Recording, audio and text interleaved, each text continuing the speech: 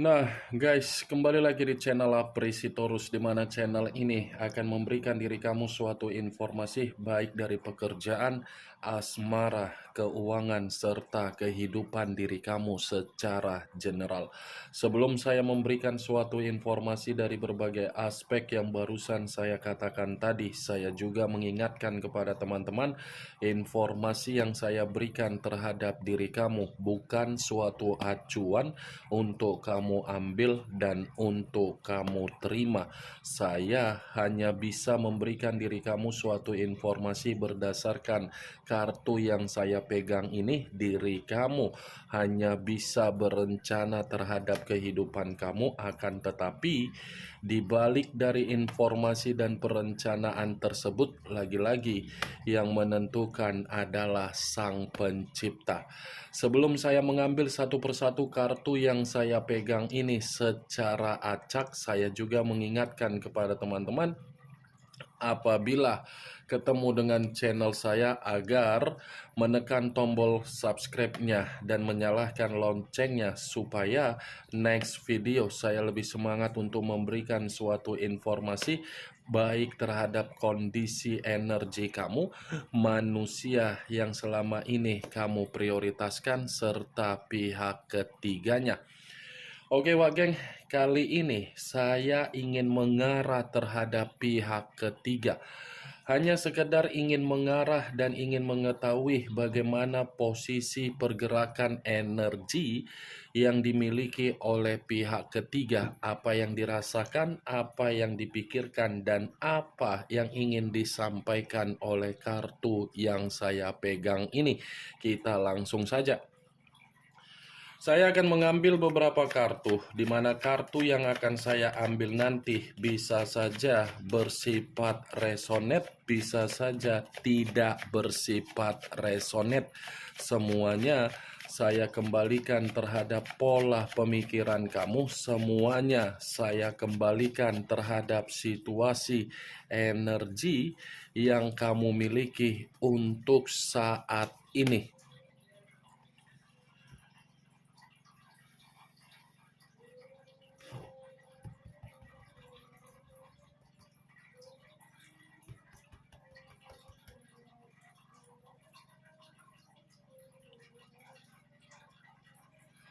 Muncul kartu ini. Sekali lagi saya mengatakan muncul kartu yang saya pegang ini, di mana kemunculan kartu yang saya pegang ini seperti memberikan suatu isyarat atau gambaran yang dimana gambaran tersebut berasal dari kondisi pemikiran.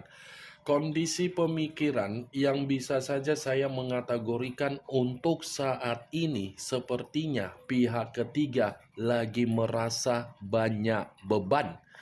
Bukan hanya beban, tetapi situasi pemikiran yang dimiliki oleh pihak ketiga sepertinya benar-benar lagi sangat kacau. Beban dan kekacauan yang saya katakan ini ada kaitannya perihal kebutuhan, apalagi perihal keuangan. Ya, ibaratnya komitmen yang mereka berdua jalankan, sepertinya komitmen itu tidak lagi memberikan ekspektasi apa yang diinginkan oleh pihak ketiga sesuai dengan imajinasi pihak ketiga. Itu masih dari kondisi pemikiran, belum dari kondisi perasaan.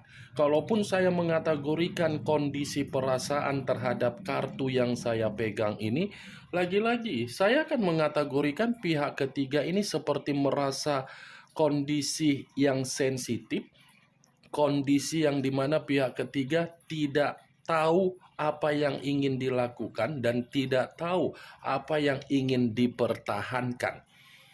Kamu bisa melihat sendiri bagaimana posisi gambar di dalam kartu yang saya pegang ini.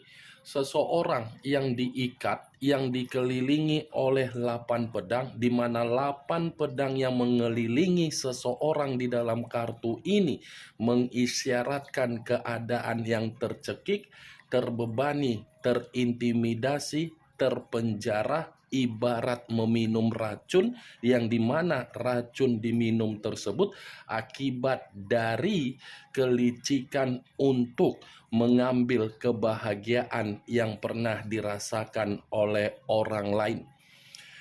Saya rasa, Wak Geng, apa yang pernah kamu minta itu secara tidak langsung sebenarnya sudah mengarah terhadap pihak ketiga. Karena situasi pihak ketiga ini tidak berbeda jauh dari situasi apa yang pernah kamu rasakan. Tetapi situasi tersebut tidak ingin diperlihatkan oleh pihak ketiga. Mungkin ada beberapa faktor atau mungkin ada beberapa alasan. Kartu pertama yang saya pegang ini adalah kartu Eight of Swords yang terdiri dari 8 pedang. Muncul kartu Five of Swords, lagi-lagi kartu pedang yang keluar.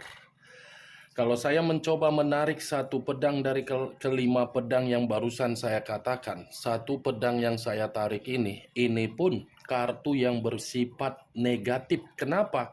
Karena di satu sisi kartu 5 pedang ini mengisyaratkan kondisi pihak ketiga lagi bersifat kemalangan. Kemalangan yang saya katakan ini bisa saja ada kaitannya dengan hubungan yang mereka berdua jalankan, yang dimana hubungan itu tidak lagi memiliki kemajuan atau ekspektasi. Kalaupun saya mengategorikan kemalangan ini ada kaitannya dengan situasi pekerjaan, mungkin itu pun ada faktornya juga.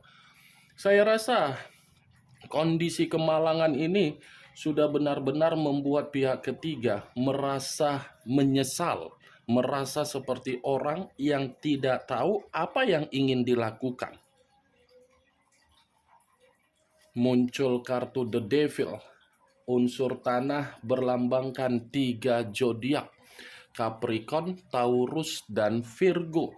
Kalau saya mencoba untuk mengesampingkan ketiga zodiak yang barusan saya katakan tadi, keluarnya kartu The Devil. Ini kartu iblis yang mengisyaratkan bahwasannya pihak ketiga benar-benar lagi ada penyakit ini. Ada penyakit, tetapi penyakit ini lebih identik dengan kesehatan dan lebih identik dengan kebutuhan, apalagi keuangan. The Devil, lambang dari suatu bentuk resiko, yang dimana resiko ini diawali dengan suatu bentuk keterpurukan. Ini lambang iblis, Wak Geng. Komitmen yang mereka berdua jalankan itu adalah komitmen yang tidak wajar, di mana komitmen itu hanya sebatas ketergantungan secara nafsu dan ketergantungan secara keuangan.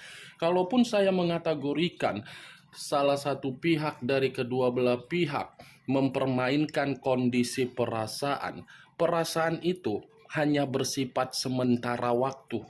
Karena komitmen tersebut diawali dengan cara apa? Kemanipulatifan. Muncul kartu Ten of Wands, terdiri dari 10 tongkat. Kalau saya mencoba untuk menarik satu tongkat dari ke-10 tongkat tersebut, satu tongkat yang saya tarik ini pun, ini secara mental pihak ketiga lagi runtuh. Secara kebutuhan banyak yang tumbang. Ini kamu bisa melihat sendiri bagaimana posisi gambar di dalam kartu yang saya pegang ini. Bayangkan saja ada 10 tongkat yang dipikul secara otomatis. 10 tongkat yang dipikul ini akan memberikan suatu beban, di mana beban tersebut mengategorikan, memaksakan diri untuk menjalankan suatu komitmen yang tidak wajar. Ternyata ketika memaksakan diri, komitmen itu di awal memberikan keinginan untuk saat ini merasa tercekik dan dijalankan atau dipertahankan tidak sesuai dengan keinginan. Ini dia, Wak Geng. Muncul kartu The Wheel of Fortune, perputaran waktu, karma, keberuntungan, dan titik balik di dalam kondisi kehidupan. Kalau saya gabungkan perkataan yang barusan saya katakan tadi, ya ibaratnya hubungan kotor itu tidak lagi memberikan suatu bentuk keberuntungan yang bisa dirasakan atau yang bisa dialami oleh pihak ketiga. Sangat sulit untuk saya katakan posisi pihak ketiga ini bersifat beruntung. Kalaupun saya mengatakan bersifat beruntung, itu hanya sekedar di awal. Karena untuk saat ini, logika yang dimainkan oleh pihak ketiga terhadap komitmen tersebut terhadap manusia yang meninggalkan diri kamu, itu tergantung bagaimana manusia itu menyikapi pihak ketiganya. Dan tergantung bagaimana manusia itu bertanggung jawab terhadap pihak ketiganya.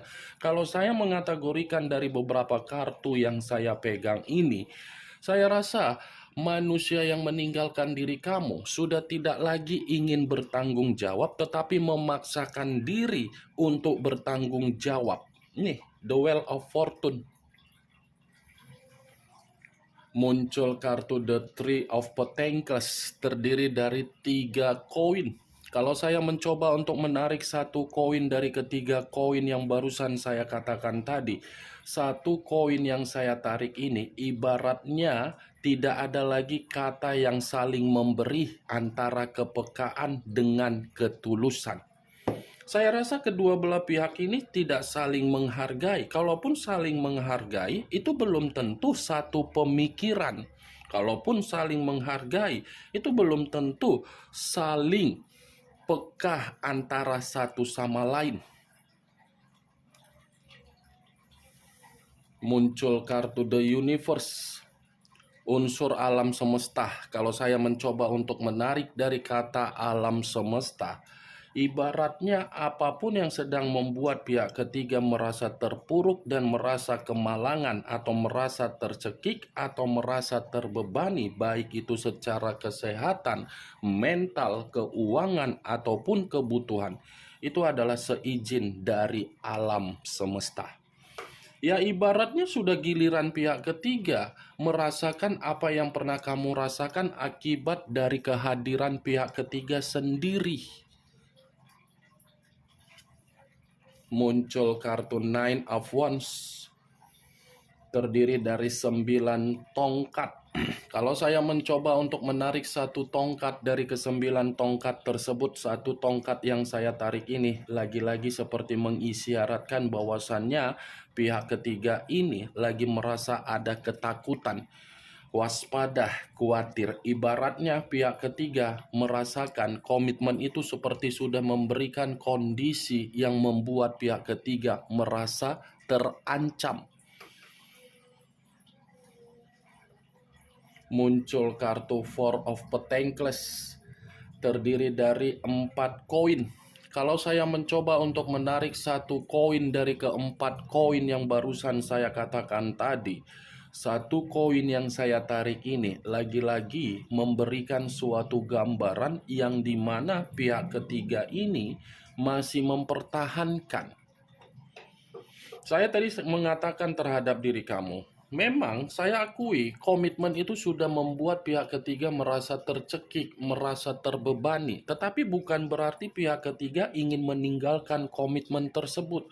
Masih dipertahankan.